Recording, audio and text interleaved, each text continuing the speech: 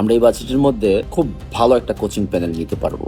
Chris কোলম্যানকে নিয়ে বাফুফে যখন এই সস্তা টানাটানি আর কালক্ষেপণে ব্যস্ত, ঠিক তখনই বাংলাদেশ ফুটবল ফেডারেশনকে কোচ নিয়োগ ইস্যুতে নতুন অফার দিলেন নেইমারের পারিবারিক বন্ধু রবিন মিয়া।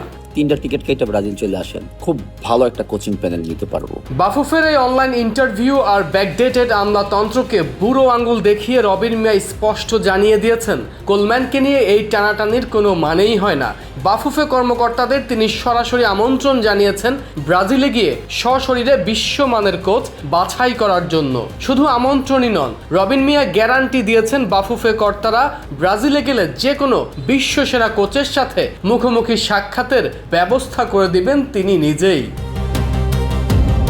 তার মতে বাফুফে কোচ নিয়োগের জন্য প্রতি মাসে যে 50 থেকে 60 হাজার ডলারের বাজেট রেখেছে, সেই বিপুল টাকা দিয়ে ব্রাজিল কিংবা আর্জেন্টিনা থেকে বিশ্বমানের যে কোনো হাই প্রোফাইল কোচকে বাংলাদেশে আনা অনায়াসেই সম্ভব। ল্যাপটপের স্ক্রিনে জুম মিটিংয়ে ইন্টারভিউ না নিয়ে বাফুফে কেন সরাসরি ব্রাজিল আর্জেন্টিনার নামি দামি ফুটবল একাডেমিগুলোতে যাচ্ছে না, সেই প্রশ্নও তুলেছেন তিনি।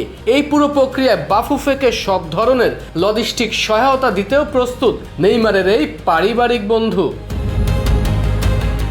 এখন কোটি টাকার প্রশ্ন হলো, বাফুফে কি এখনো সে হাতছাড়া হতে যাওয়া কোলম্যানের পেছনেই ঘুরবে, নাকি নেইমারের পারিবারিক বন্ধুর এই রাজকীয় প্রস্তাব লুফে নিয়ে ডাগ আউটে ল্যাটিন ফুটবলের সাম্বা জাদু নিয়ে আসবে? বাফুফে কর্তারা কি এবারও তাদের অহংকার ধরে রাখবে, নাকি দেশের ফুটবলের স্বার্থে ব্রাজিলের বিমান ধরবে? আরমান হাসান, কালবেলা।